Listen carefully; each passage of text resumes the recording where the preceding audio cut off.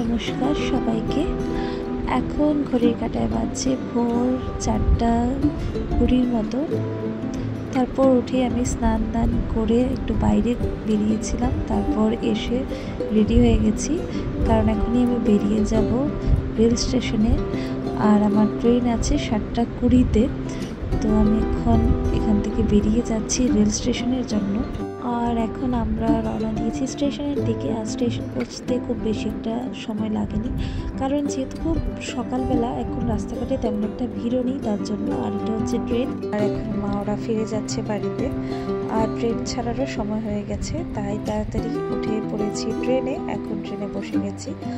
তো সুন্দর ভিউ দেখতে দেখতে এখন আমরা গিয়ে চলেছি। আর ট্রেনে উঠে একটু খিদে পাচ্ছিল, তার জন্য পিৎজা খেয়ে নিয়েছিলাম। আর এদিকে সবাই যার যার মতো গল্প করছে। তারপর 11টা-12টার দিকে একটু ভাত খেয়ে সবাই একটু ঘুম দিয়েছিলাম। তারপর ঘুম থেকে উঠে সুন্দর সিনারি দেখতে দেখতে এখানে বসে আমরা সবাই আমড়া মাখা খাচ্ছিলাম। আর এটা হচ্ছে হাফলং। তারপর হাফলং পেরিয়ে প্রায় যখন একটু বিকাল হলো, আমাদের একটু খিদে পাচ্ছিল, তখন আমরা খেয়েছিলাম মুড়ি মাখা খাওয়ার পর এখানে সবাই একটু বসে গল্প করছিলাম। তারপর গল্প করতে করতে পৌঁছে গেছি গুয়াহাটি স্টেশনে।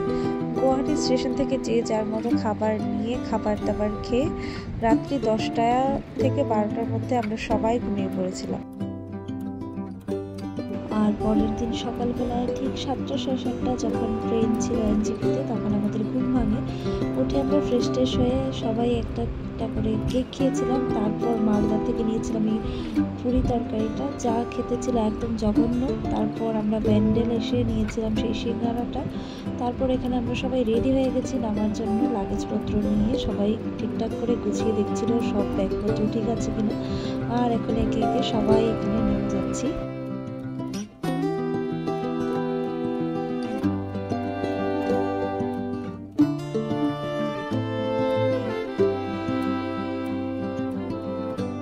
আর ট্রেন থেকে নামার পর প্রায় 1-1.5 ঘন্টা আমরা ওলা, উবের, র্যাপিডো এসবে বুক করতে সময় কাটিয়ে দিয়েছি, কারণ প্রত্যেকটাতে বুক করছিলাম আর রাইড ক্যান্সেল হয়ে যাচ্ছিল কেন জানি না। প্রায় 1-1.5 ঘন্টা পর আমরা ক্যাব পেয়েছি। আর এই ক্যাব পেয়েও তেমন কোনো লাভ হয়নি। যে জায়গায় রাস্তাটা 1 ঘন্টায় আসার কথা, সেই রাস্তা আমরা এসেছি 2.5 ঘন্টাতে, কারণ রাস্তায় এত পরিমাণে জ্যাম ছিল। আর আমরা এখানে চলে এসেছি রুমে। তো রুমে এসে আমরা ফ্রেশ হয়ে আস্তে ধীরে খাবার দাবার খেয়েছিলাম। আর এদিকে আমাদের জন্য আগের থেকে অনেক কিছু রান্না করা হয়েছিল। আর আমি এখানে রান্না করেছিলাম এসে একটু মাছ ভাজা। আর মাছ ভাজা দিয়ে ঝাড়া ঝাপটা খাবার খেতে খুব ভালো লাগছিল, তাই একটু মাছ ভাজা করে নিয়েছিলাম। আর এখন বলি গরিব রথ যে ট্রেনটা দিয়ে আমরা এসেছি সেটার কথা। সেটা অনেকটাই ভালো ছিল, তবে একটু লেট হয়ে গেছিলো।